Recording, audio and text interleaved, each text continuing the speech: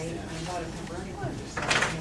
Now this is, I can set it back down, I'm not even.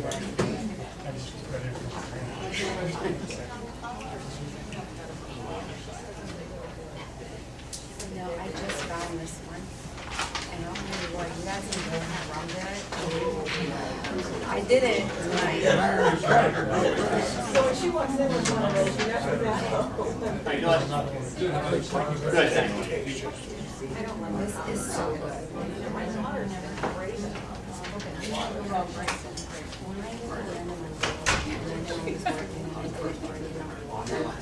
If I didn't drink any water, anything. We're going to call the meeting for the Ellwood City Area School District School Board to order. Is Thursday, May 14th, 2015. We were in executive session for personnel, so thank you for your patience. We will start off with a roll call. Mr. Zerone. Mr. Bazzelli. Here. Mr. Cortez. Here. Mr. Garda. Here. Mrs. Grossman. Here. Mr. Morella. Here. Mr. Newpower. Here. Mrs. Pancero. Here. Mrs. Petrelli. Here. Mr. Stevenson. Here. Mr. Mancini. Here. Mr. DeCaro. Here. Okay, if we could rise for a moment of silent meditation followed by the Pledge of Allegiance.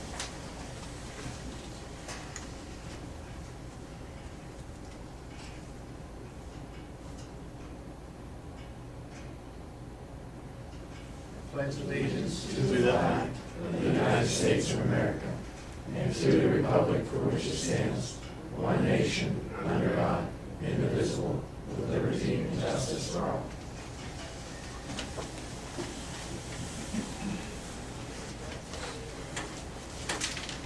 Okay.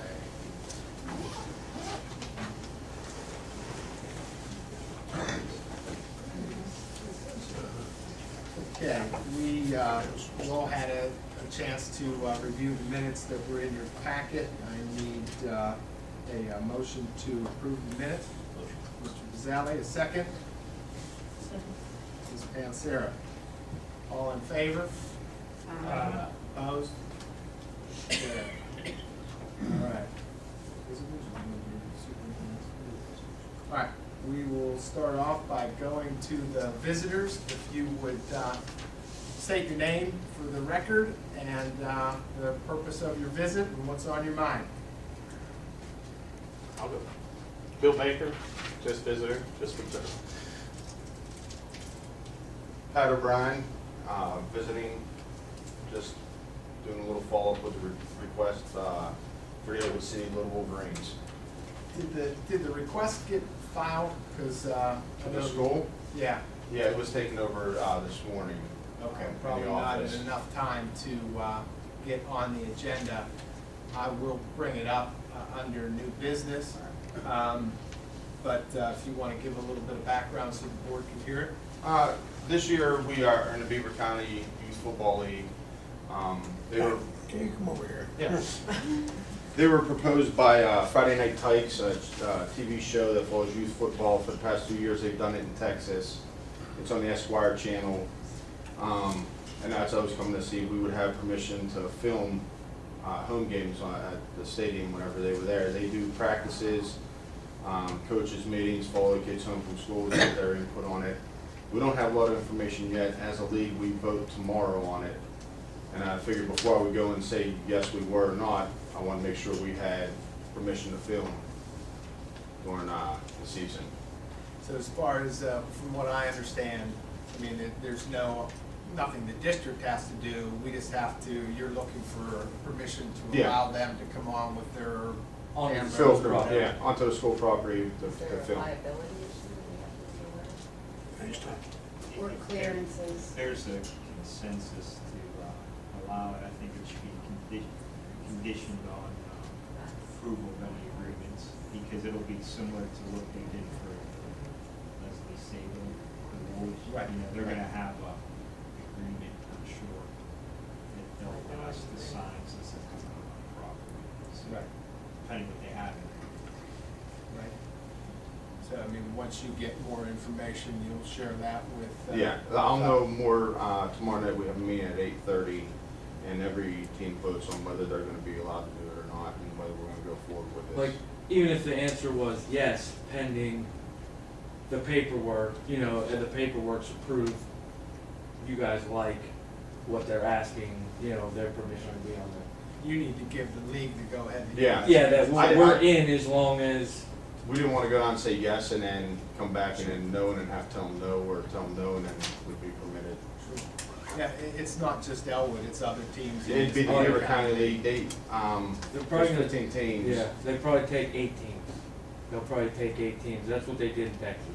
There was 8 different teams they followed.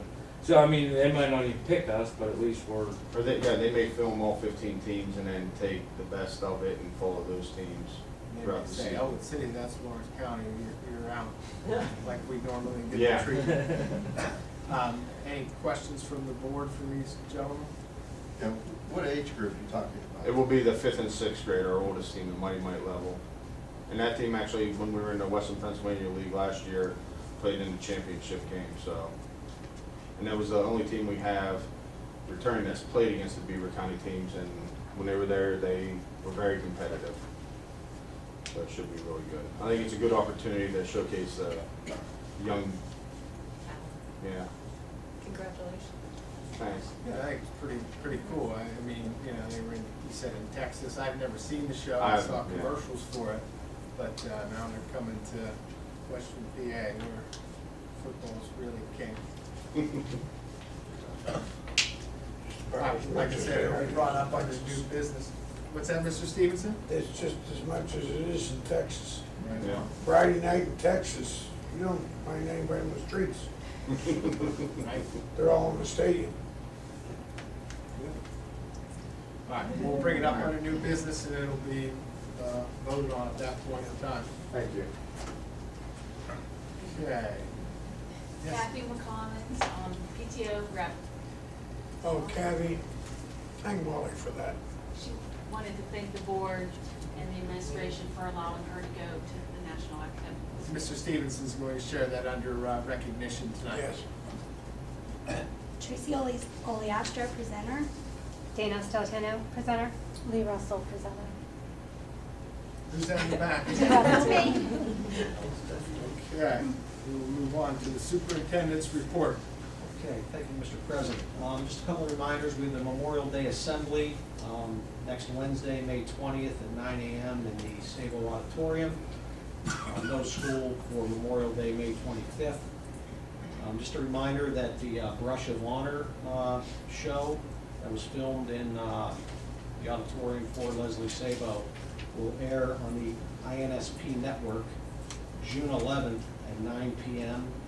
and again at June 14th at 6 p.m. So that's on that Inspiration Network. I think you got to check your broadcast company that you have to see what channel that would be on. But again, it's June 11th at 9 and June 14th at 6 p.m. So it should be pretty exciting. We'll have commencement June 2nd, 7 p.m. in the Sabo Auditorium. So we're getting ready for that.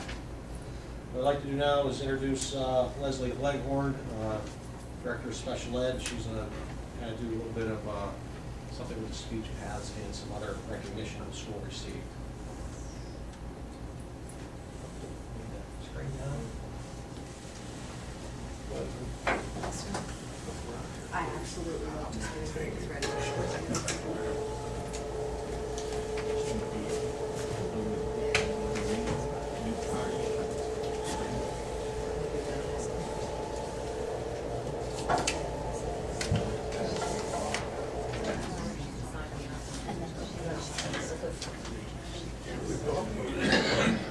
Mental Health Day.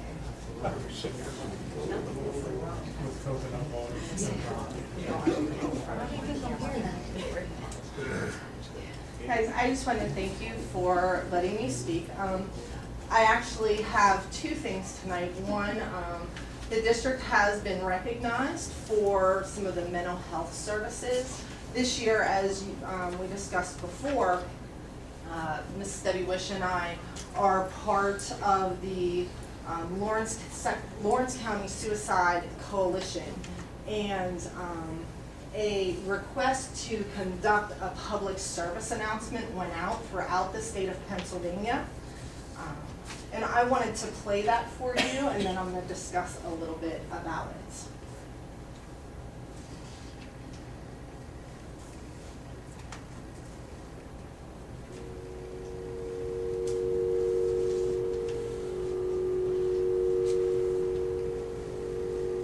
I wish I could make this pain go away. Nothing helps. I want to die. If you get a message like this from a friend or someone you know, talk to an adult. A parent, a teacher, a coach, a religious leader, or even a school counselor. Don't keep someone's suicidal plans or thoughts a secret.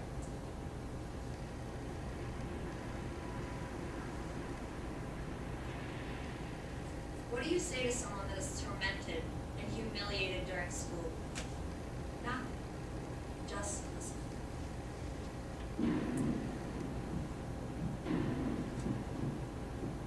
If you see or hear a friend or someone you know that is acting like this, unwanted, feeling alone, disappointing others, withdrawing, let them know that they are not alone and that you are very concerned about them.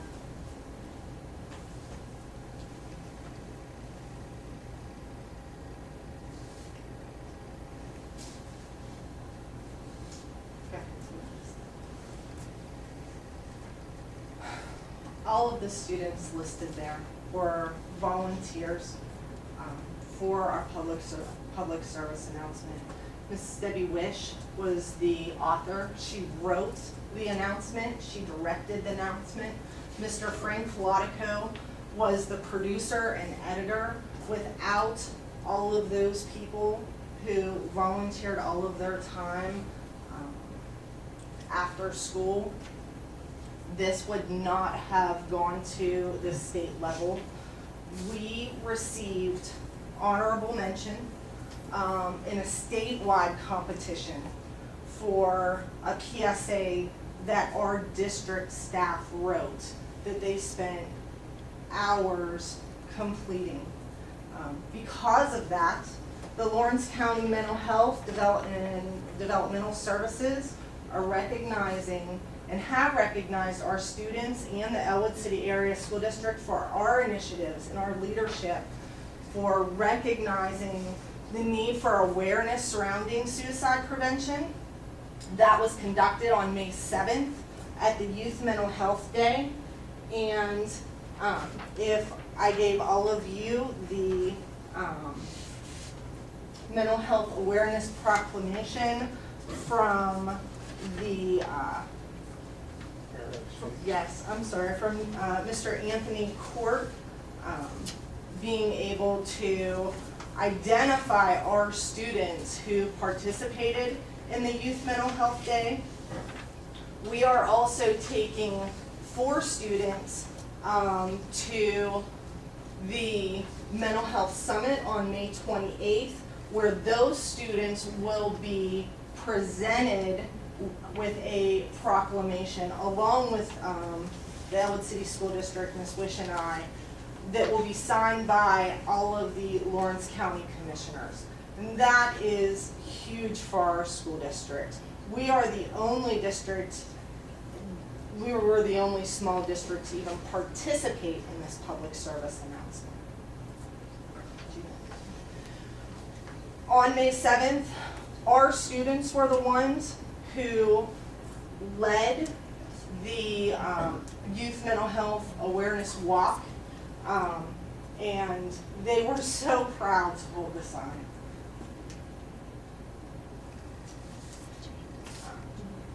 Part of the reason that we are engaging in all of these activities is that Act 71 has indicated that next year, the 15-16 school year, we have to have a policy on 819 on suicide awareness, preparation, and response. Mr. Mancini has identified me as the suicide prevention coordinator for the school district. Within this policy, and just so that you're aware of what will be presented to you next month, is that the policy will contain suicide awareness and prevention education, not only for students, educating students K through 12, but also employee education, not only our professional staff, but SEIU staff and administrators, and we will also be providing resources for parents.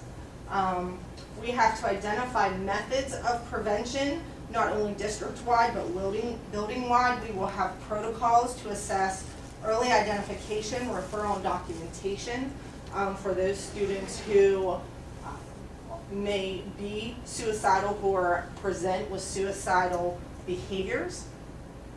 We will have methods of intervention we will be using and determining what the evaluation instruments are, how we will notify parents, and what our process will be for notifying mental health officials.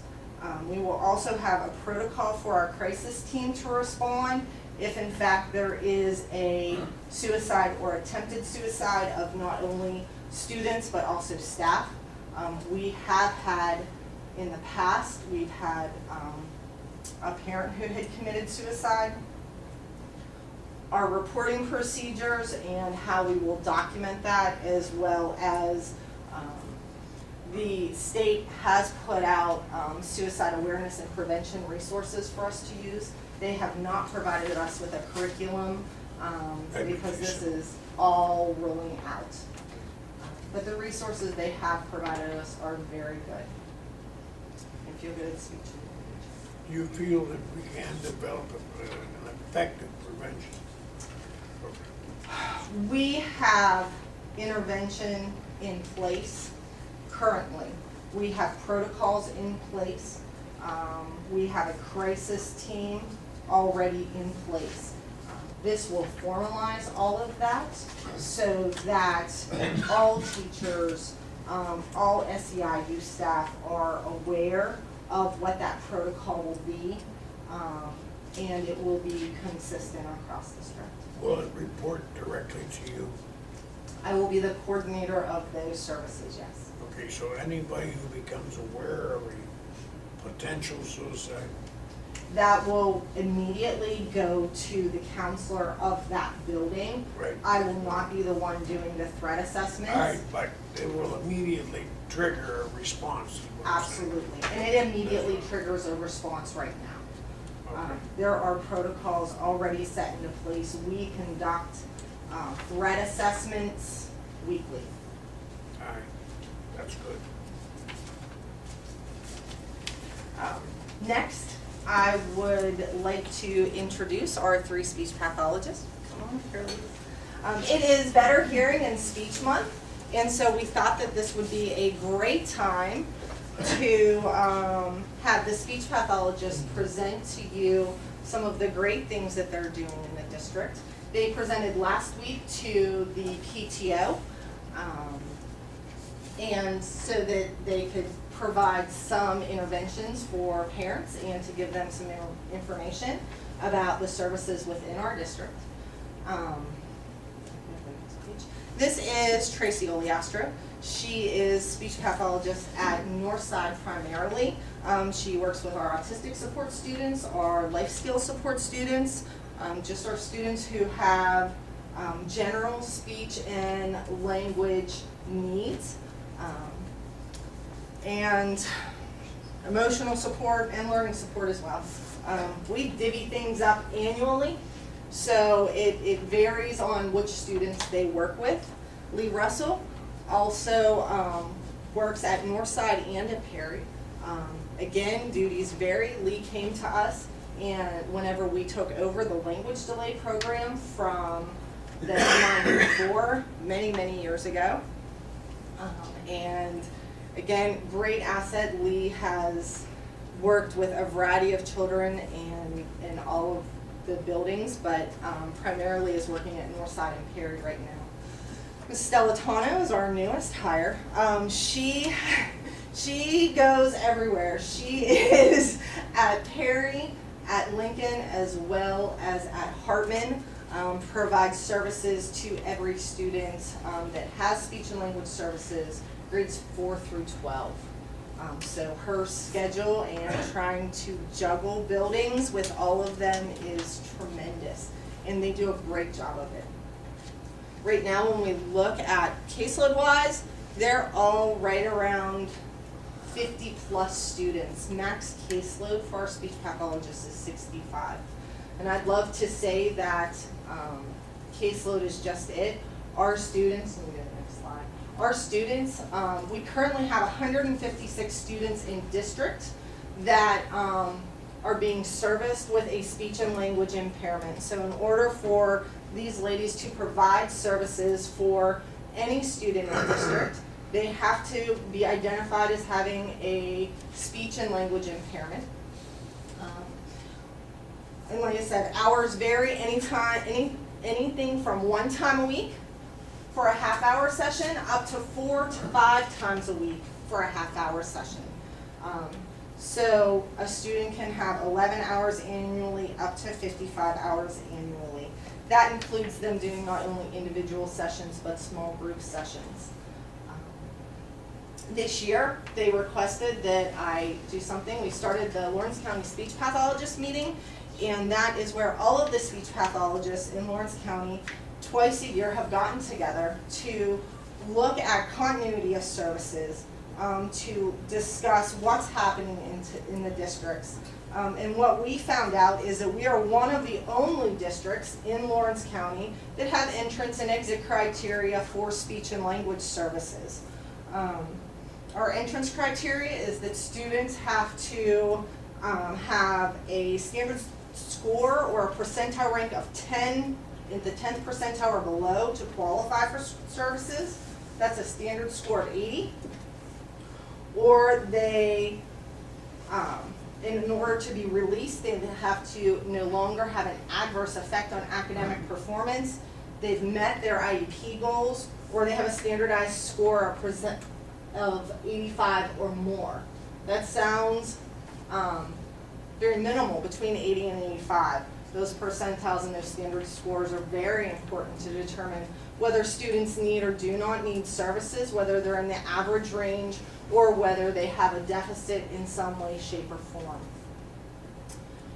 When I looked at our special education data report, and I receive this annually, our last data report was from the 13-14 school year. The state average for students who receive speech and language services is at 15.8%. Ellwood City's average consistently over the last 8 years ranges right around 30%. The lowest it's been is at 28%. Our surrounding districts, Laurel's at 49.6% and New Wilmington is 16.7%. So it varies tremendously. People in Laurel can't talk. They have a lot of speech and language students. And again, I have to wonder if whether or not it is because they do or do not have criteria that enters in or exits students from that service. Do you have any questions for me about speech and language services? I'm going to let Tracy and Lee and Dana talk a little bit, and then if there's any questions at the end, I'll be more than willing to answer. Thank you, Leslie. I'm Tracy Oleastra, and I am a certified speech language pathologist, and I have worked in the school setting for approximately 20 years.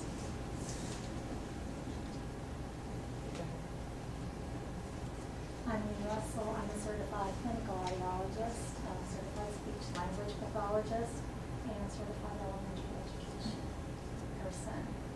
I have worked 11 years in speech pathology within the schools. I began as a clinical audiologist and then missed the school and learned in the seminary. Question for you. An audiologist, how does that differ? The audiologist diagnoses hearing. Hearing problems that yes. might be causing the speech problems. Absolutely, yes. There's a very close connection. Okay.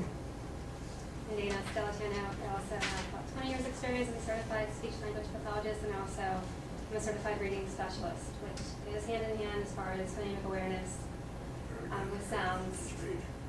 I'm sorry? Reading goes back to speech. It does. They can't talk right there. Right. Read right. Yes. And we'll get into that. We have another slide that goes more into that and how it relates. Some roles and responsibilities that we conduct during the school year is we do annual screenings. At kindergarten registration, we have a speech language screening. Last Friday, anyone who didn't come for the kindergarten registration, we had some more students come in and I screened them. If they don't come in for kindergarten registration, I will screen them at the beginning of the school year. In third grade, we will do another speech and language screening. And the three of us also participate in hearing screenings, which is usually in September sometime, where we help the nurses. What does the screening involve? We look at articulation, which is sounds, how the child produces sounds, with good language development. We look at some fluency and some voice. And those are for all students. That is for all Coming students. kindergarten and then all third graders. Yes. And then you determine if they're in the program or not? We have benchmarks set for the screening, and we have a couple of criteria. We can watch students. So in kindergarten, we don't really look for some sounds that are later developing, and we'll talk more about that in this slide. Or we could recommend a rescreen. Maybe at kindergarten registration, it was a little too busy and they were tired, so we'll do a rescreen in the fall. Or we'll just recommend a diagnostic. And that diagnostic is a full evaluation, and that evaluation is what determines eligibility for special education. That makes sense. One of our roles is to provide consultation to both regular education and special education teachers, not only for students that are on our caseloads, but also for any students in the gen ed setting that may or may not be showing some communication needs, and to offer strategies to those classroom teachers. As Leslie mentioned, the evaluation process is a large part of what we do. We must complete a comprehensive evaluation for all students that qualify for our program initially. We provide ongoing assessments as a child is on our caseload and they need some additional testing. We're also mandated to provide either 2 or 3 year reevaluations depending upon the educational placement of the student. And then to exit a student from our program, we must again provide a comprehensive speech and language evaluation. Personally, by the end of this school year, I will have completed close to 30 of those evaluations or reevaluations. And I'm sure that both of you have done many also. I have a question for you. When you're doing the evaluation to see if a child should exit the program, okay, how many of the evaluations do you do that they actually do exit the program, they don't need further service? I'm not asking for an exact, just a ballpark here. Prior to administering that evaluation, we are, for the most cases, pretty confident that child is eligible to exit. And depending upon the age of the student, we like to see most of those speech sounds to be in place by the time a student exits the elementary setting. That doesn't always happen for severe impairments, but typically the speech sound disorders are remedied first, and then those language components sometimes take a bit longer. Okay, thank you. In addition to servicing the students on our caseload, we also administer and assist with administering local school and state assessments. We often administer PSSAs or assist with videotaping the PASA test for the special Let me needs. ask you about the SSAs, just how involved are you with those? Typically, it's students that it's listed on their IEP that they require accommodations for testing. So we administer to a small group. All right, so The students. the students that are in your program all have IEPs? Yes. And then the local assessments, Ames Web and Dibbles Next, if a child is unintelligible, we may assist with administering that as well. Some other roles and responsibilities, we communicate with families regularly. We have annual IEP meetings. Every year we write an IEP depending on the date that it is due. And the IEP stands for an Individualized Education Plan, and that is the plan, what we're going to work on with the child when they come to receive speech. language support services. We also do observations pretty much anywhere within the school setting. We'll go into the classrooms, we've gone into the lunchroom to see how they're doing. We've gone into different specials to see how they're doing. And we are in the process right now of evaluating early intervention students. And these students are coming to kindergarten in the fall. So when they start school, the first day of school, we have already evaluated them.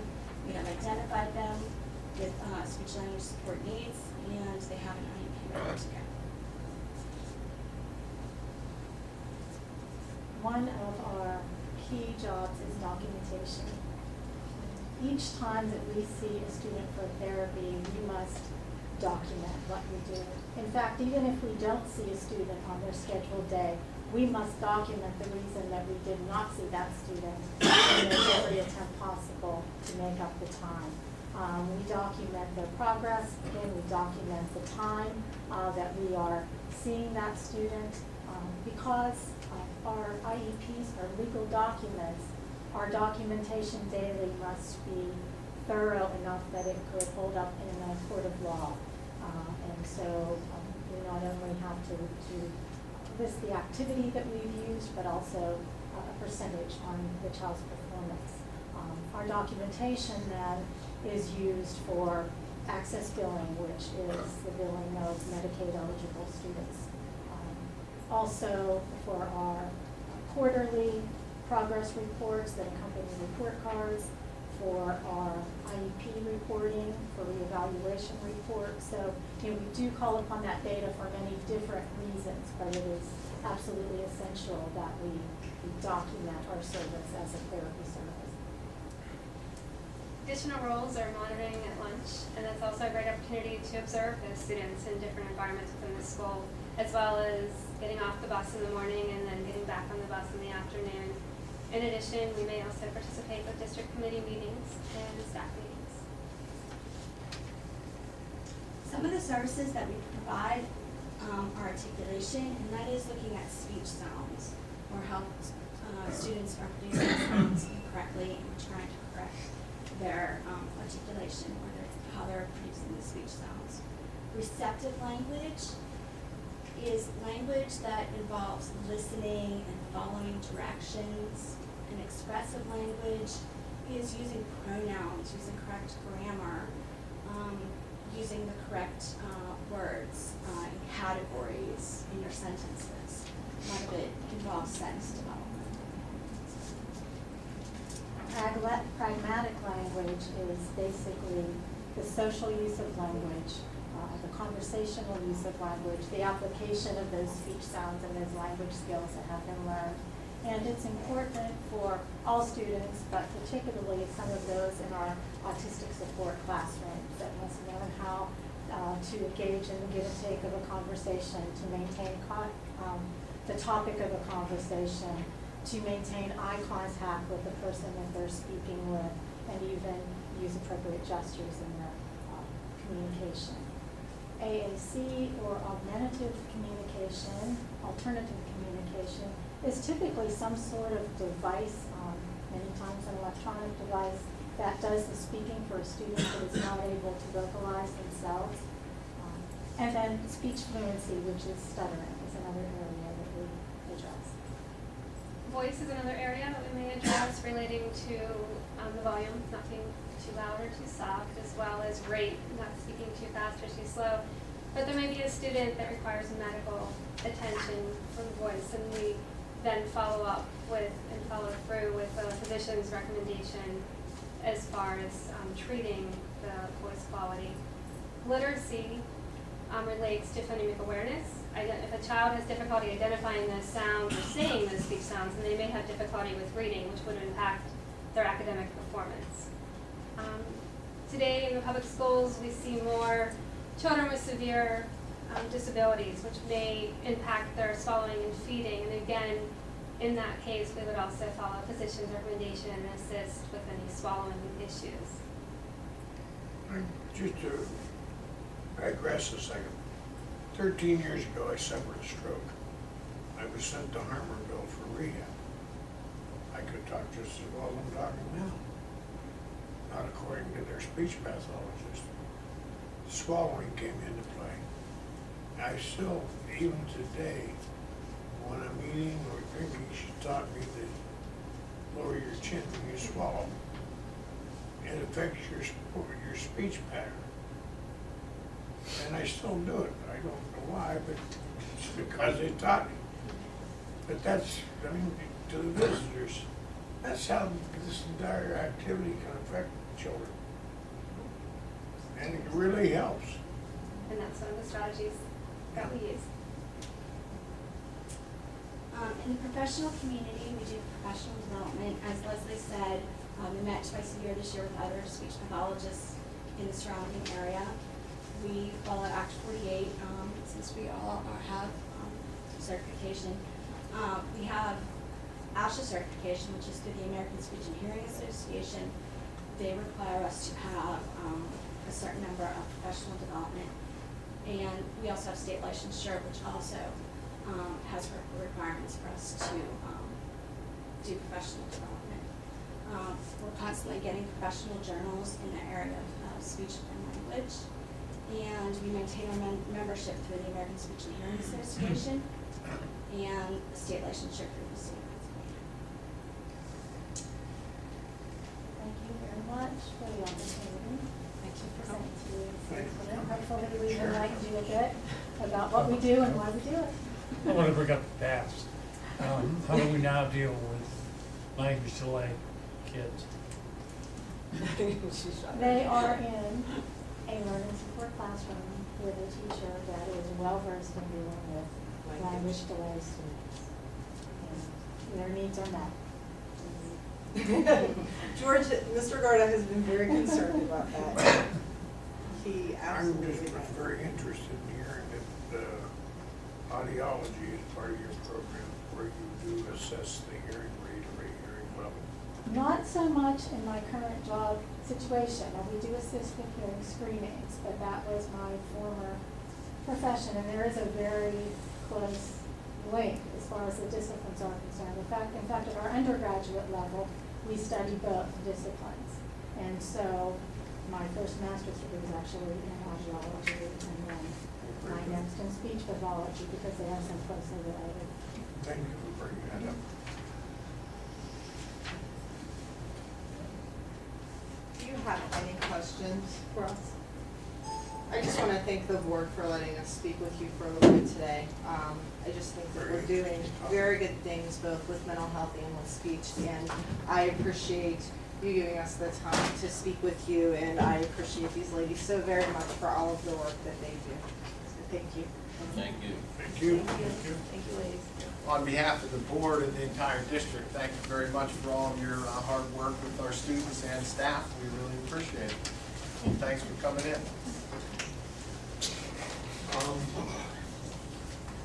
Before I turn it back over to the board, I'd like to introduce Mr. Keeley, who has been working on this for a while, and it's an idea that we've been bouncing around to help out with Hartman as far as getting kids ready for their high school and preparing them for the high school, and just implementing a lot of things that he's been trying to do down at Hartman as far as scheduling and classes that students will be taking. So we're bringing this to you today, and hopefully with your blessing we'll be ready to go with it. There's a, yeah.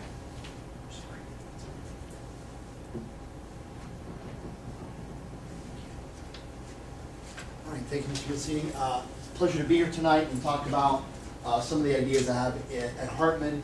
Been dealing a lot with schedules down there. Want to really take care of business and fulfill some of these promises that we made about some common planning time and helping these kids the best that we can. So at Hartman, as per the new PA core standards, there are two sets of core standards, one in math, the other one's reading or ELA. So we would have basically two departments, the math department and the everyone else department. Okay, and that's why you see things listed there as they are. In the math department, there could be 2 teachers, the math teacher and the math intervention extension teacher, and that's at every grade. So the idea is that all kids would see all 6 teachers at a grade level every day. They would get their math lesson for 45 minutes, and then in a different period during that day, they would see a second math teacher who would give them the intervention, the time they need to get caught up, to catch up on those skills that have lapsed, or to work on the current day's lesson in case something just didn't quite stick, or to extend for those kids who just need a little extra push. Same thing in the ELA department with reading. There would be the reading teacher. There's the reading intervention extension teacher who does the same thing with reading that I was talking about for math. There would also be the writing teacher. Finally, there's the science social studies teacher, which you may think that doesn't fit there anymore.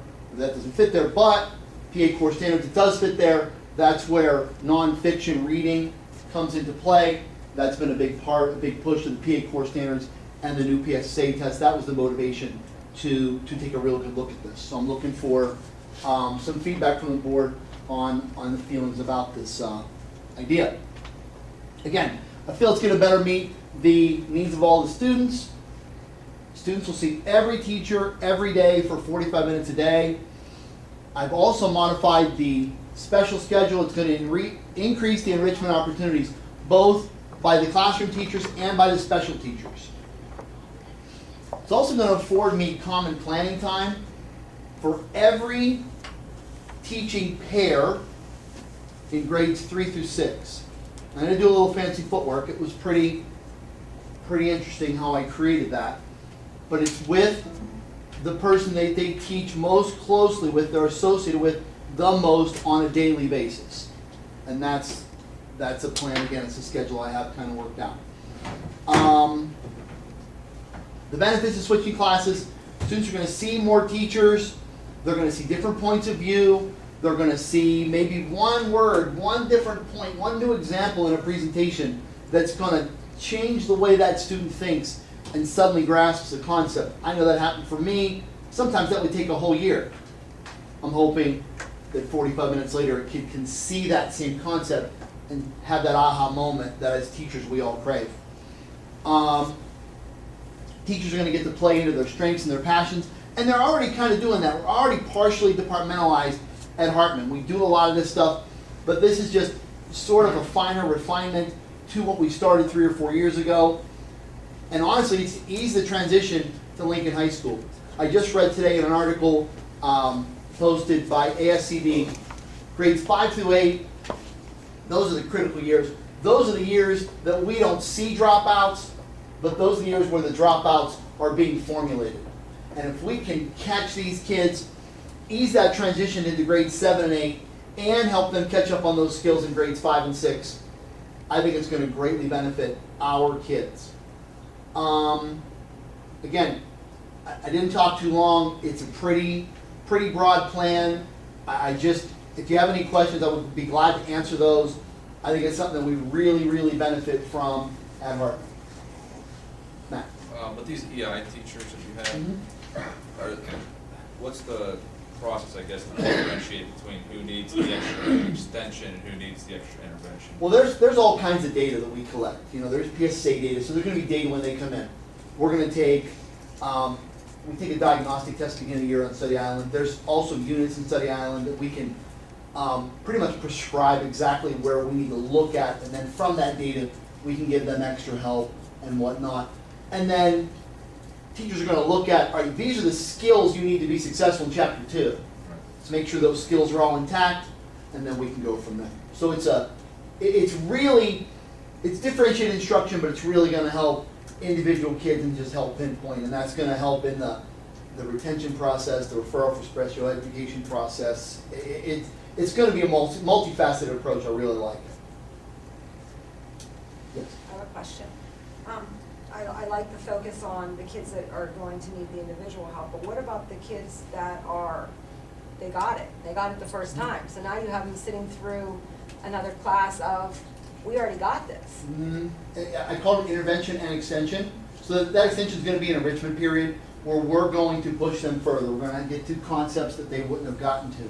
They're gonna get to do things and projects that, if they got it in 45 minutes, there's no need for them to rehash it. So that teacher's gonna be in charge of that as well.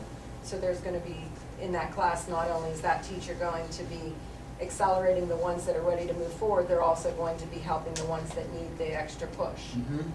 Between technology and teachers and the math tutor that we normally employ, and that person could be in there too, I think there'll be a lot of good things happening for a lot of kids all at the same time. One other question, you said you had redoing specials. What did you mean by that? Well, I've retooled the schedule so that instead of having just one travel day, I'm gonna have special teachers have 2 travel days. All of them will have a second travel day. What that does for me is these special teachers, and I think in terms of a grid, so I'm sorry that I'm gonna do this, but in the morning, the 2 special teachers per day would start at Hartman. So from 8 to about 11, both special teachers, both of the 5, would start at Hartman, and they would teach 6 classes apiece. Let's call it period 1, they would teach the 6th grade math homerooms, their specials. So math teacher number 1 and math teacher number 2 are both free from 8 to 8:30. They get to sit together and collaborate, talk about lessons, talk about students, talk about data, where they're going, what was behind, reflecting on what worked and what didn't work. So that happens from 8 to 11. Between 11 and 1, it's lunch duty, planning period, travel to Perry. From 1 to 3, there's another 4 times where they get to, again, each of those 2 teachers will take 4 special periods, a half an hour apiece. And again, it's with those teachers that work together. Now we have some tier 2 intervention classrooms out there. They're pretty small. So what I'm gonna do, because if you notice there were 4 here and 6 up here.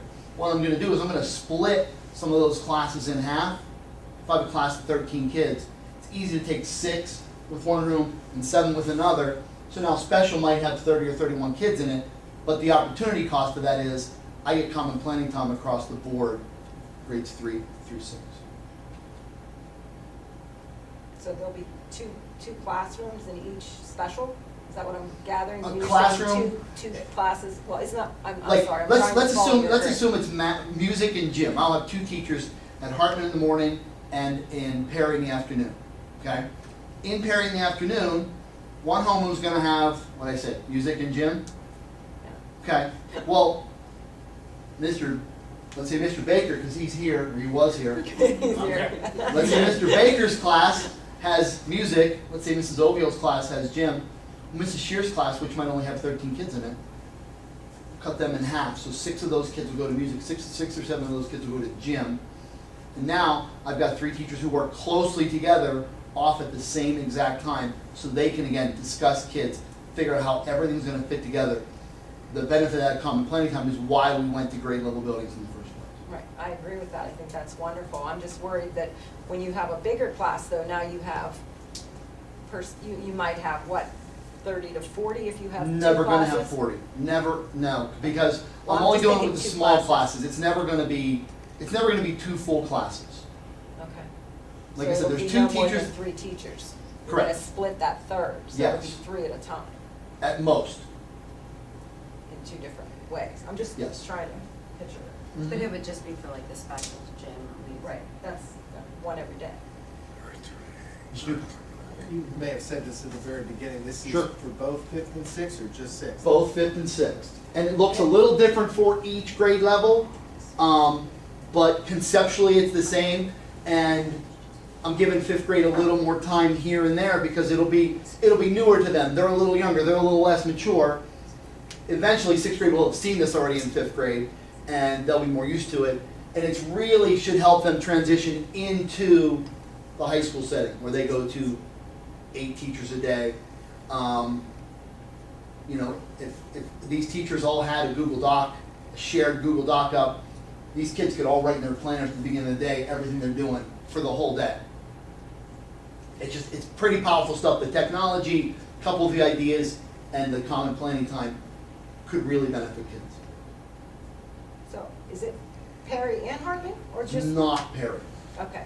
So- Specials, the special thing is at Perry, but it's only 5th and 6th grade that teachers are seeing all the kids every day. Okay, so I thought it was just sixth grade, so it's fifth No, and it's fifth and sixth grade. Fifth and sixth Yep. grade are going to see each of the teachers. Mhm. And then fourth, third and fourth, their specials are going to be this thing. The specials are gonna transcend from third through sixth. Yeah, the special concept where I'm gonna have that common planning time, that's gonna be 3 through 6. And that came about because of this whole idea in 5th and 6th grade that every teacher gets to see every kid every day. By moving them all around, it became apparent to me that I could make these things happen and get that common planning time 3 through 6. Where are they gonna see them? Because the rooms are smaller. Like, there isn't an art room per se and a music room at Perry. Right, but they only use the folding chairs on the stage, and again, it's only gonna be 6 or 7 more students. So to put that out there is not too big a deal. In gym, again, I don't think that's too big a deal. Art, they work in the classrooms or in the cafeteria a lot of times, so they're gonna have that. So I think logistically it's gonna work out okay. Frank, a couple of questions. Yes, sir. You were talking about, 5th and 8th grade and their needs. Mhm. And what did you say again about their needs? I don't know. I said a lot of stuff. Okay. I know that in the grades 5 through 8, that's where the kids, I think that's what you're referring to, I'm sorry, Yeah. I think it came back to me.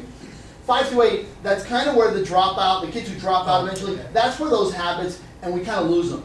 Right. And if we can sort of save these kids by getting the help they need and getting them most prepared for junior high, if we can get that ready in 5th and 6th grade, because we're getting a good product from Northside, and the kids are coming out of Perry ready to go.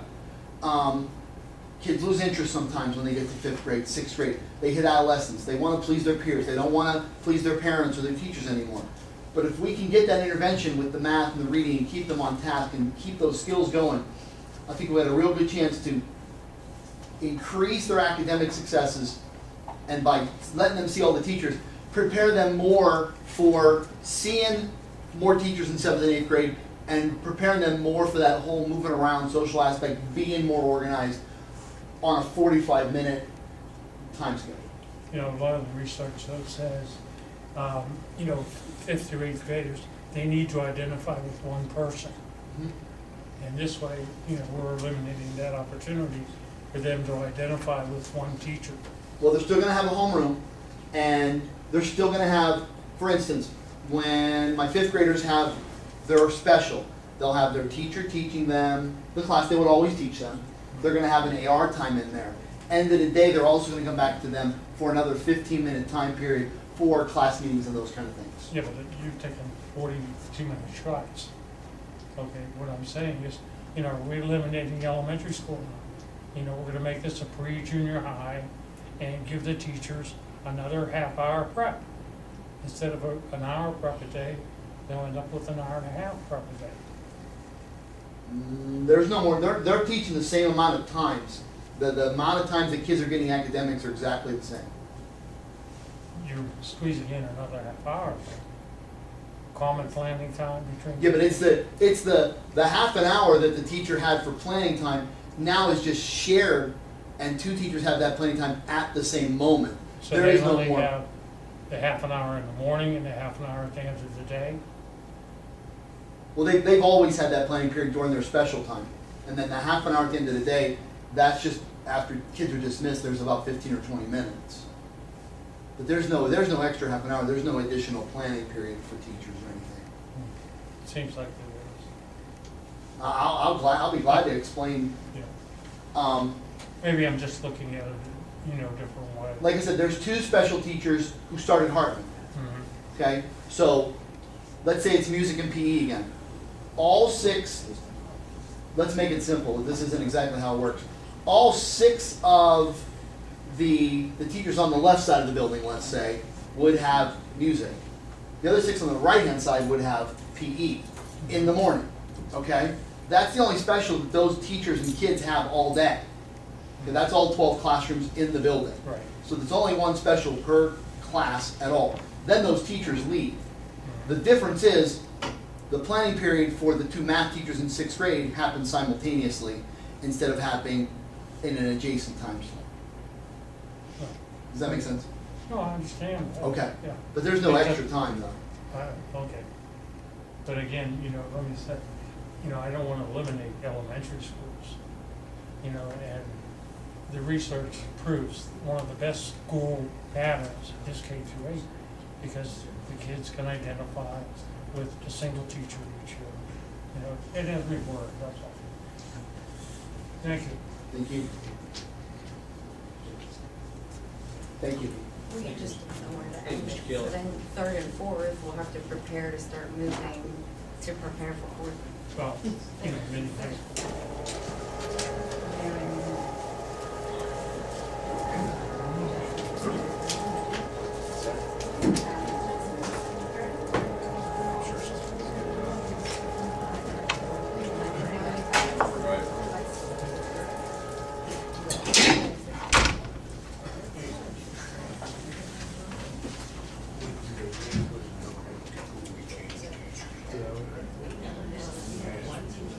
Matter of fact, everybody screamed and hollered when they went to. Okay, we're going to move forward and go into revenue and finance. Mr. Morella. Thank you, Mr. Newpower. Under revenue and finance, number 8, general fund treasurer's report. In your folder is the general fund treasurer's report for the period April 1st through April 30th, 2015. The summary of accounts is as follows. West Banco checking, $248,623.39. PLGIT, $10,324.69. PSD LAF, $1,385.20. PA Invest, $378.75. ESB Bank Public Investment Account, $4,043,492.84. And ESB Certificates of Deposit, $3,517,646.33, for total cash and investments at April 30th, 2015 at $7,821,851.20.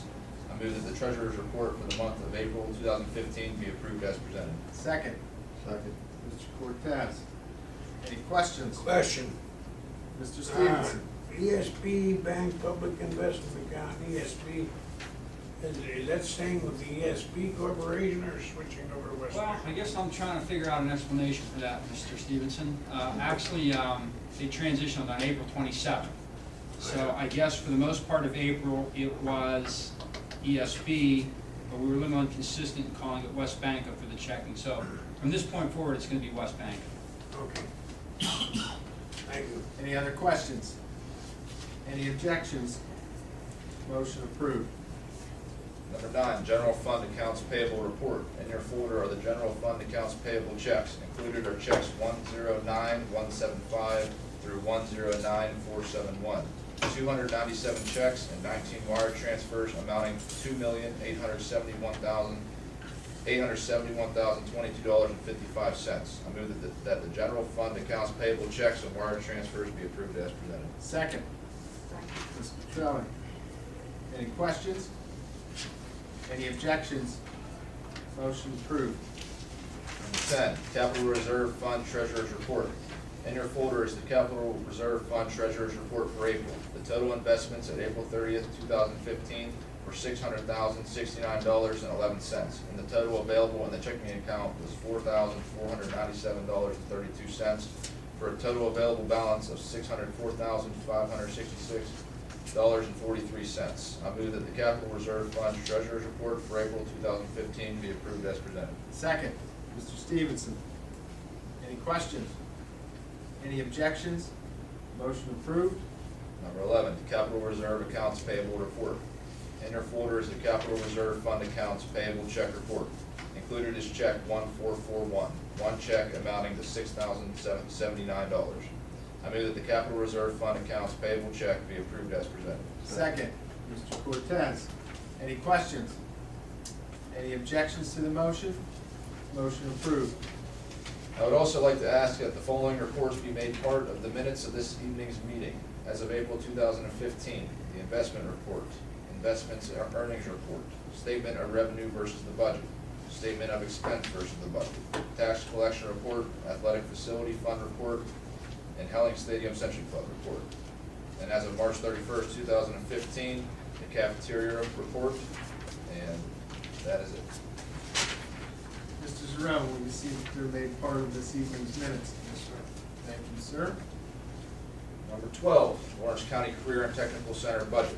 In your folder is a copy of the Lawrence County Career and Technical Center budget in the amount of $6,491,021, which has been approved, which has been provided to the board for review and consideration. I move that the budget be approved as presented. Second, Mr. Cortez. Any questions? Roll call. Any other questions? All right, any objections?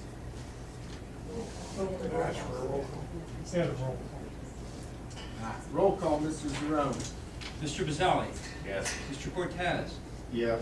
Mr. Garda. Yes. Mrs. Grossman. Yes. Mr. Morella. Yes. Mr. Newpower. Yes. Mrs. Piancera. Yes. Mrs. Petrelli. Yes. Mr. Stevenson. Yes. Motion passes. Number 13, bank depositories. Section 621 of the School Code of Pennsylvania requires an annual appointment of bank depositories for the various school funds.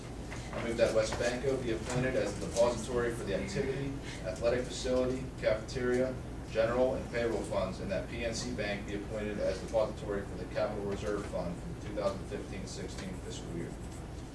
Second. Mr. Garda. Any questions? Any objections? Motion approved. Number 14, preliminary budget. 2015-16 proposed general fund budget has been reviewed with the board. In your folder is a copy of the PDE 2028 proposed general fund budget for the 2015-16 fiscal year in the amount of $27,909,088. I move that the PDE 2028 be approved as presented and incorporated into the minutes of this evening's meeting. Second. Second, Mr. Cortez. Any questions? Okay, roll call vote, Mr. Zarone. Mr. Cortez. Yes. Mr. Garda. No. Mrs. Grossman. Yes. Pardon me? Yes. Mr. Morella. No. Mr. Newpower. Yes. Mrs. Piancera. Yes. Mrs. Petrelli. No. Mr. Stevenson. Yes. Mr. Bazali. Yes. Okay, motion approved. 6-3. And under that, we have B, the Capital Reserve Fund budget. In your folder is a copy of the 2015-16 Capital Reserve Fund budget, which has been reviewed with the board. I move that the Capital Reserve Fund budget in the amount of $872,342 be approved as presented. Second. Ms. Petrelli. Any questions? Any objections? Motion passes.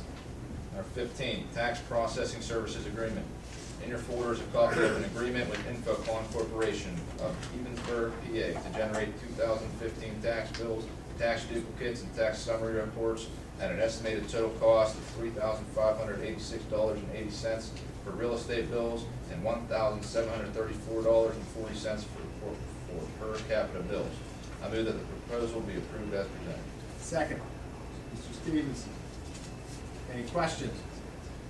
Any objections? Motion passes. Number 16, cafeteria budget. In your folder is a copy of the 2015-16 cafeteria budget submitted by Metro Corporation in the amount of $945,747.56. The budget includes a 15-cent price increase for breakfast to a rate of $1 and a 15-cent increase for lunch, reflecting rates of $2.05 and $2.20 at the elementary and secondary levels. I move that the budget and pricing be approved as presented. Second. Mr. Garda. Any questions? Any objections? Motion passes. Number 17, Children's Museum Exhibit Sales Agreement. In your folder is an agreement with the Pittsburgh Children's Museum for the purchase of cabinets and contents for the Perry Maker Lab. I move that the agreement be approved as presented. Second. Ms. Pansara. Any questions? Any objections? Motion passes. Number 18, tax exoneration.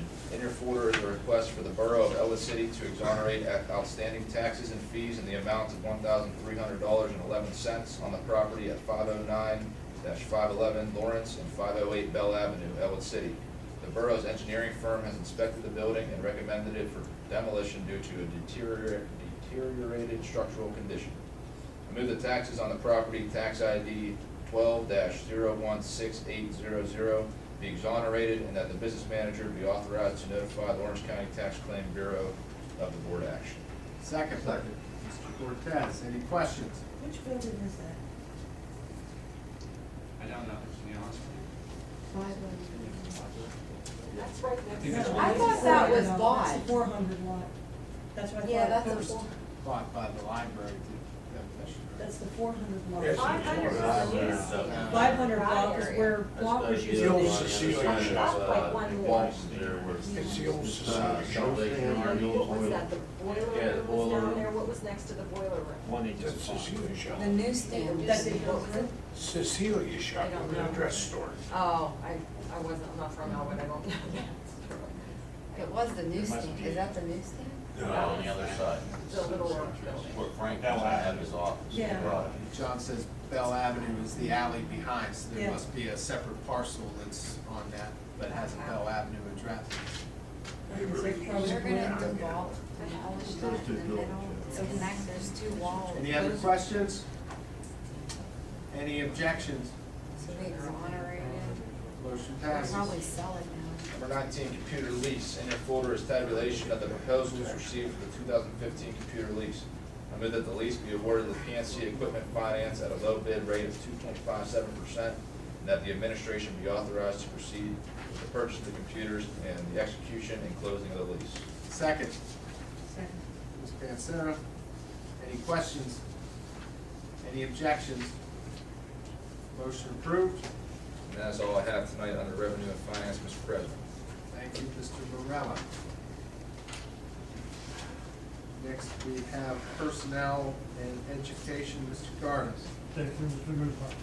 Number 20, substitute list. In your folder is a list of non-professional substitute personnel for the 2014-15 school year. I move the list be approved as presented. Second, Mr. Gazzelli. Any questions? Any objections? Motion approved. Number 21, activity sponsors. In your folder is a list of activity sponsors recommended by the administration for the 2015-2016 school year. I move the list be approved as presented. Second, Mr. Gazzelli. Any questions? Roll call vote. Roll call vote, Mr. Zarone. Mr. Garver, Yes. Mrs. Grossman, Yes. Mr. Morella, Yes. Mr. Newpower, Yes. Mrs. Pancera, Yes. Mrs. Petrelli, Yes. Mr. Stevenson, Abstain. Reason for abstention is my daughter's one of the activity sponsors. Mr. Bazzelli, Yes. Mr. Cortez. Yes. Number 22, summer custodial workers. In your folder is a list of SEIU and EAA members that have requested summer custodial work for the period Monday, June 8th, 2015 through Friday, August 21st, 2015. I move the individuals be hired for summer work at $12.19 per hour, and further move that any individual that is not currently a full-time district employee be limited to 28 hours per week. Second, Second. Mr. Cortez. Any questions? Questions? Mr. Morella. It says that any individual that's not currently a full-time district employee be employed at 28 hours per week. This is a list of SEIU and EAEA members, so they are full-time employees. Are we planning on hiring elsewhere? No, one of those individuals does not currently receive medical benefits because that individual works 4 hours. Okay. So she worked beyond that. And Right. Okay, thank you. Any other questions? Any objections? Motion passes. Number 23, board treasurer. Section 404 of the School Code of Pennsylvania requires that the school director shall annually, during the month of May, appoint a treasurer to serve for a one-year term beginning the first day of July. I move that Mrs. Kathy Panzera be appointed as treasurer for the school district for the 2015-16 school year, beginning July 1st, 2015, and ending June 30th, 2016. Second. Second by Mr. Cortez. Any questions? Any objections? Motion passes. Thank you, Ms. Pansara. My condolences. Number 24, remedial secondary summer school. In your folder is a list of staff recommended for the 2015 remedial summer school program, which begins Monday, June 22nd and continues through Friday, July 31st, 2015. I move the list be approved as presented. Second. Ms. Pansara. Oh, no, with the question, sorry. I can still second it, right? Yes, you can. Okay. Questions? Are we adding staff to that? I don't think so. Well, yes, there's a change. Oh, there was a That was change. on my update where there was one that wasn't able to do it for some reason, and a new person was added, Mandy Conklin. And then apparently based on numbers, they had to add a second person for Keystone exam remediation. What does that mean because of numbers? Too many For kids. students that need remediation. Okay. Good question. Very unfortunate. Any other questions? Any objections? Motion passes. Number 25, summer conditioning coaches. In your folder is a list of coaches recommended by the athletic director for the various 2015 summer conditioning programs. I move the list be approved as presented. Second. Second. Mr. Pizzelli. Any questions? Any objections? Motion passes. Number 26, technology department summer hours. I move that Mrs. Ellen Rucker, technology coordinator, be authorized to work a maximum of 200 summer hours at her per diem hourly rate, not to exceed $10,000. I further move that a technology assistant be hired during the summer at a rate of $12.19, not to exceed 200 hours. Second. Second. Ms. Petrelli. Any questions? Do we know who we're hiring for the? No, we'll post it. We'll put it out there. Any other questions? Any objections? Motion passes. Number 27, student teachers. I move that the following student teacher placement be approved. Ms. Alex Hemlin from Grove City College be authorized to complete her student teaching assignment under the supervision of Mrs. Mandy Zakohani at Northside Primary from August 26, 2015 through October 9th, 2015.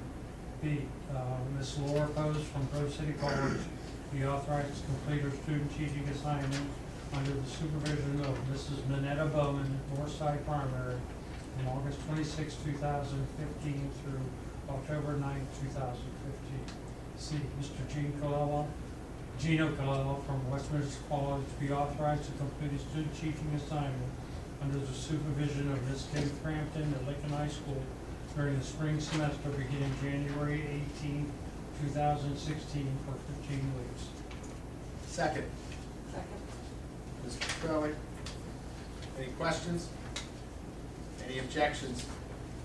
Motion approved. Number 28, head teachers. The following staff member has been recommended as the head teacher at Northside for the 2015-2016 school year. Dan Carson, Northside Primary School. I move the recommendation be approved as presented. Second. Mr. Pizzelli. Any questions? Any objections? Yes, roll call. Roll call vote. Mr. Zerone. I don't think they need a head teacher. Mrs. Grossman, Yes. Mr. Morella, Yes. Mr. Newpower, Yes. Mrs. Pansara, Yes. Mrs. Petrelli, Yes. Mr. Stevenson, No. Mr. Bazzelli, Yes. Mr. Cortez, Yes. Mr. Garda. Yes. There's nothing against Mr. Parsons. I just don't believe a head teacher is needed at Northside School. Thank you. Mr. Stevenson. Number 29, resignation. Mr. Michael Boston, Lincoln High School instructional aide, has submitted his resignation effective June 2nd, 2015. I move the resignation be accepted. Second. Second. Ms. Petrelli. Any questions? Any objections? Motion approved.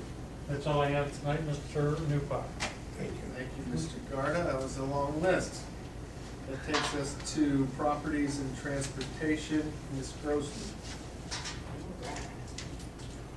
Number 30, facility requests. A, EC Chamber of Commerce requests permission to use Helling Stadium, track, restrooms for the 6th grade class to engage in physical education activities as part of the Ewing Parkalooza on Thursday, May 21st, 2015, from 9 a.m. to 2 p.m. B, Ellwood City Amateur Baseball Federation requests permission to use Sanders Field, concession stand, and press box to hold the Beaver County Colt League All-Star Game on Tuesday, June 30th, 2015, from 4:30 p.m. to 10 p.m.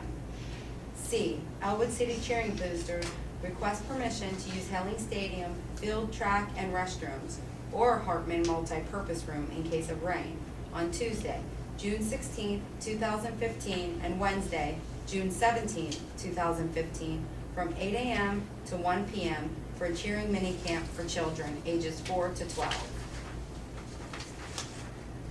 D, First United Methodist Church requests permission to use the LHS Small Gym on Wednesday, June 17th, 2015, from 5 p.m. to 8 p.m. for a basketball camp for the ages pre-K through 6 as part of their annual Vacation Bible School program. Mr. Al Campman will supervise the program. I move this facility request be approved as presented. Second. Mr. Petrelli. Any questions? Any objections? Motion approved. 31, bus driver. In your folders are additions to the bus driver list submitted by Ellwood City Transit for the remainder of the 2014-15 school year and the 2015-16 school year. I move the list be approved as presented. Second, Mr. Carter. Any questions? Any objections? Motion approved. 32, bid tabulations. In your folder is a tabulation of the general art, custodial, athletic, and athletic medical supply bids purchased through the intermediate unit and district purchasing program. I move the tabulation be approved and that the bids be awarded as presented. Second, Mr. Morel. Any questions? Make a comment, Mr. McDowell? Yes, sir. I just wanted to make the board aware that on the update, the football coach and the basketball coach were not able to get their bids back today, so they're not in the final tabulation. I'll present those in June. But for all of the tabulations, the custodial, the general supply, and the athletics, traditionally after the preliminary budget is approved, we go ahead and start processing those purchase orders so we can get the purchase orders out and get the stuff in for the start of the school year. Particularly custodial, because they will use that all summer. So I kind of indicated in the memo that I do plan on pursuing and preparing those purchase orders, and I just wanted to make you aware that they will be going out and we'll start to receive stuff. I'll also do that with your okay for the football and the basketball once I get that information back again so that we can get it out and make sure it's here for the start of the seasons. Thank you. Just make sure that they're on budget. Actually, the football coach is below budget, so I give him credit, the basketball coach still works. All right. Any other questions? Any objections? Motion approved. 33, Portersville Christian School Bus Contract. In your folder is a copy of the Portersville Christian Bus School Busing Contract for the 2015-16 school year that reflects a daily rate of $177 at 1.1% or $2 a day per day increase over the 2014-15 school year. I move the contract be approved as presented. Second, Mr. Carter. Any questions? Any objections? Motion approved. That is all I have, Mr. President. Thank you, Ms. Grossman. Student Affairs and Athletics, Mr. Cortez. Thank you, Mr. President. 34, field trip social events. Mrs. Jonica Walters requests permission for approximately 25 gifted students to attend Physics Day Education Days at Kennywood Park by bus on Wednesday, May 13, 2015. Party at 7:30 a.m. and returning at 6:30 p.m. B, Mr. Dan Morgan, German club sponsor, requests permission for approximately 40 club members to travel to Kennywood Park on Sunday, May 24th, 2015, departing at 9 a.m. and returning at 6:30 p.m. I move the field trip social event request be approved as presented. Second. Mr. Morella. Questions? Roll call vote. Roll call vote, Mr. Zarone. Mr. Morale? Yes. Mr. Newpower? Yes. Mrs. Panzera? Yes. Mrs. Petrelli? Yes. Mr. Stevenson? Yes to A, abstention to B.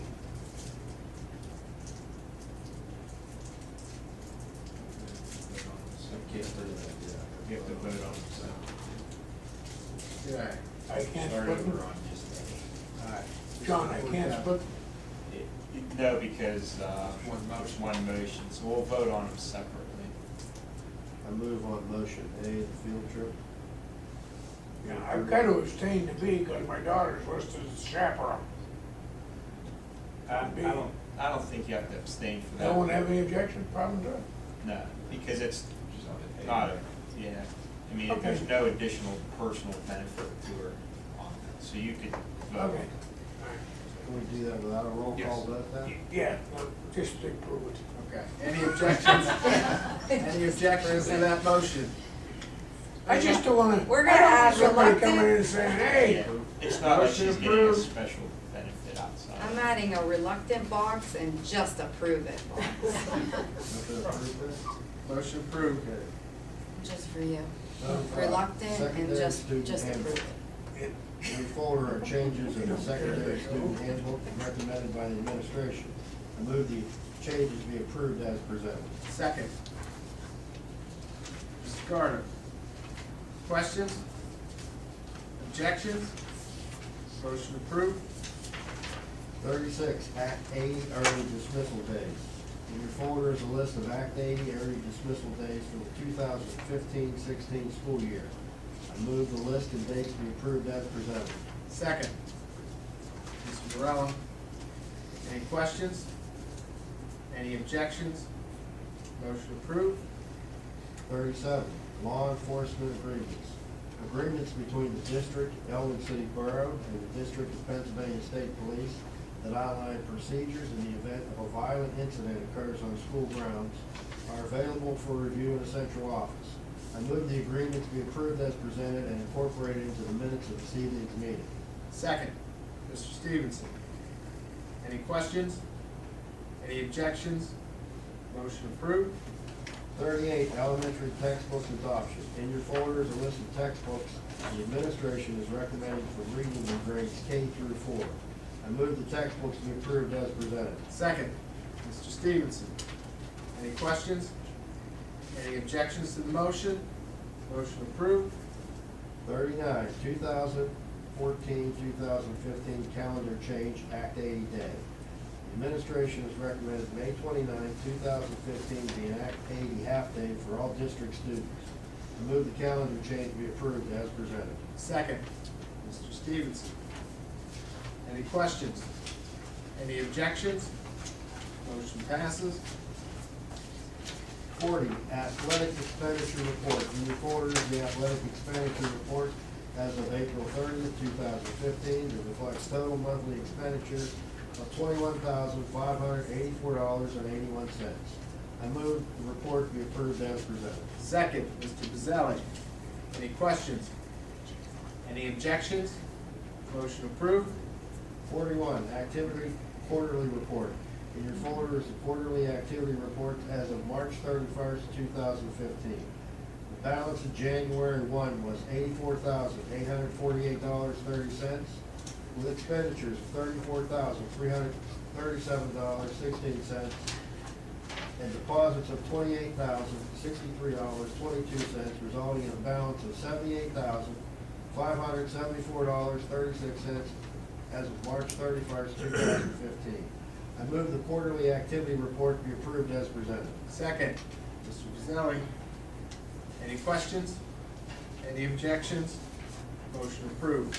That's all I have tonight, Mr. President, under Student Affairs and Athletics. Thank you, Mr. Cortez. Recognition and communication, Mr. Stevenson. Yes, I have a few here. First off, Many of you probably read this in the paper. If you don't, you have a copy right here. We're now a silver award, the 71st best school in Pennsylvania. And we've been a bronze for 4 or 5 years, but now we've moved up to silver. I think that's really unique for our administration, our faculty, and our students. Okay, now, and we did get a nice write-up in the Ellwood Ledger over that. Congratulations, this is from Kirk Lake.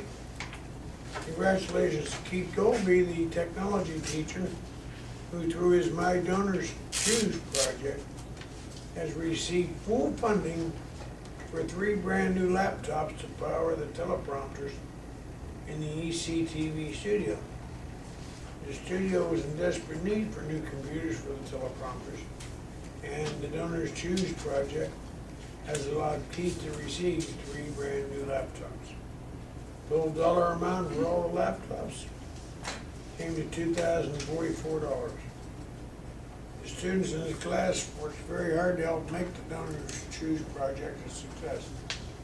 The administration thanks Keith and the students for their extra effort, and yet another example of helping the budget concerns of Lincoln High School. Congratulations go out to Gary Rosansky and the girls varsity softball team for earning a WPIL playoff berth. Not only that, but they won their first matchup against South Park yesterday, 5-4. They'll now take on Seal Valley on Tuesday at North Allegheny at 5 p.m. And that's not that far away if you guys want to go. Congrats, man. No, okay. The Lincoln High administrative team would like to congratulate and thank the teaching staff, students, and parents for all their hard work and dedication in making Lincoln High School the best it can be. The most recent U.S. News and World Report Best High Schools were ranked as one of the top high schools in Pennsylvania. The independent research ranks Lincoln High in the top 11% in the state as well as the nation. Administration team is very proud of this recognition and appreciates everything the students and faculty do to make things the best they can. Congratulations to several members of the girls' track team who qualified for state track meet today. Does anybody know how they did? Yeah, it was in, Oh, it's on it's here? on there. Okay, at Bolton High School, Brooke Montaigne took 4th place in the 100-meter event and qualified for states.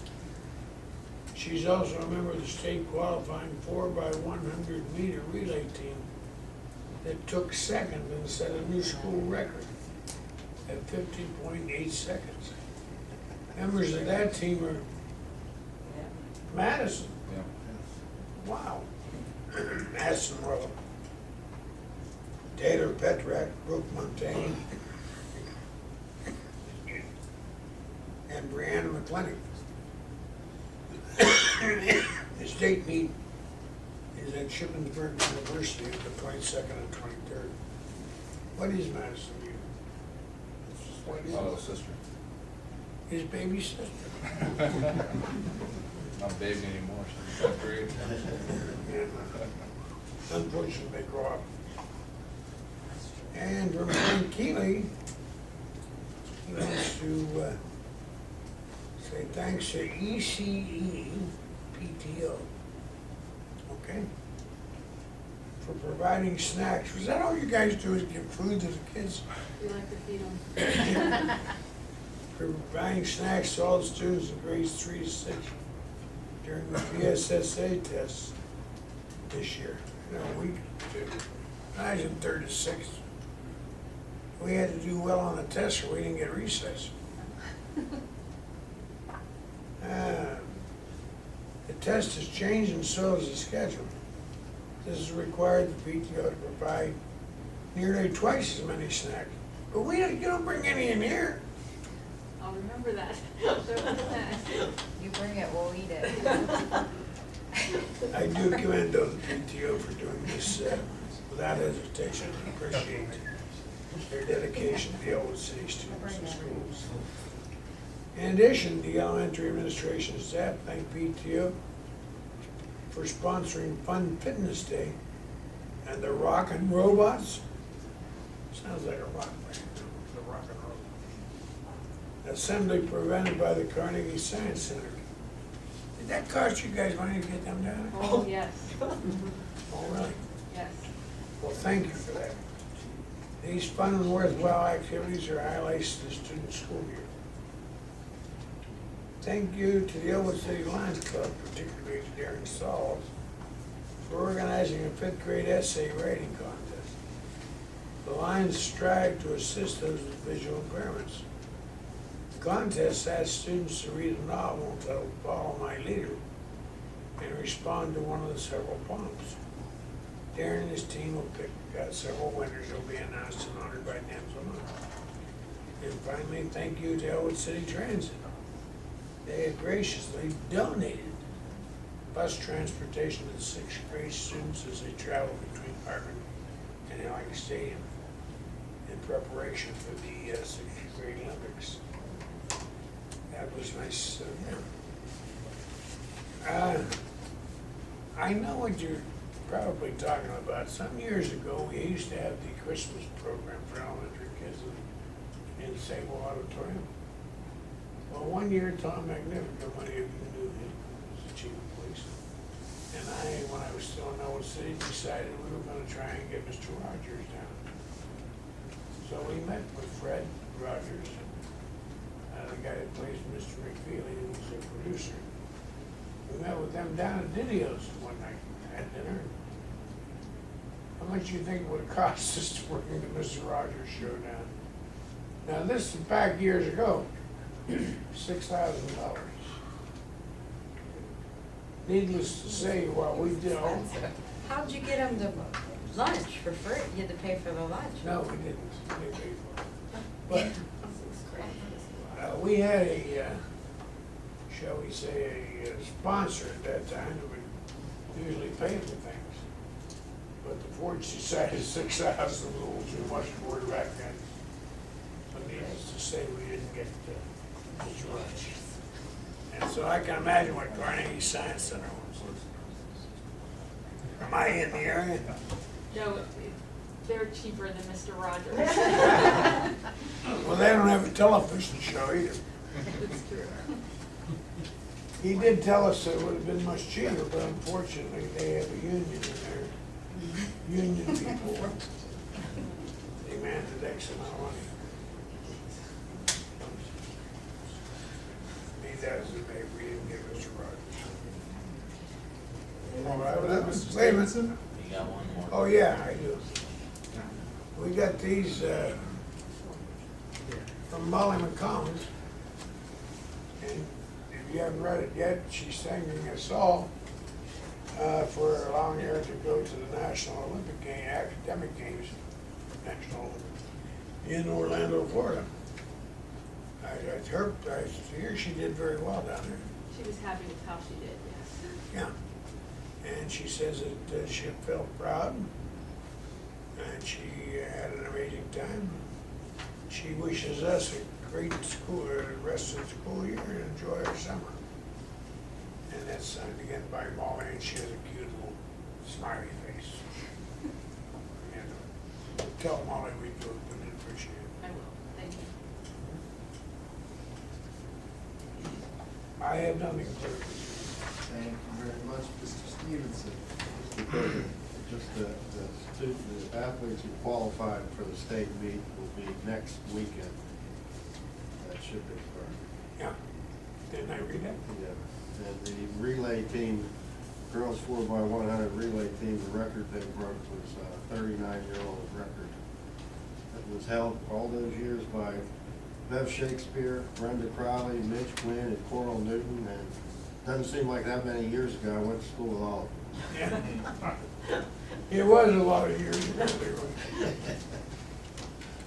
Congratulations once again to them, and good luck at the state meet. Now we'll go to new business. President, motion under new business, coupled. Having met and discussed with the Act 93 employees on several occasions, having considered the proposals made by them, I move that the board approve and adopt the district's proposed administrative compensation plan for July 1, 2015 through July 30th, 2018. I'm sorry, June 30th, 2018. Thank you. And roll call vote, Mr. Zarone? Is there a second, sir? Oh, sorry. Second, Mr. Brazil. Roll call. Yes, sir. Mr. Morella? Yes. Mr. Newpower? No. Mrs. Pansara? No. Mrs. Petrelli? Yes. Mr. Stevenson? No. Mr. Brazili?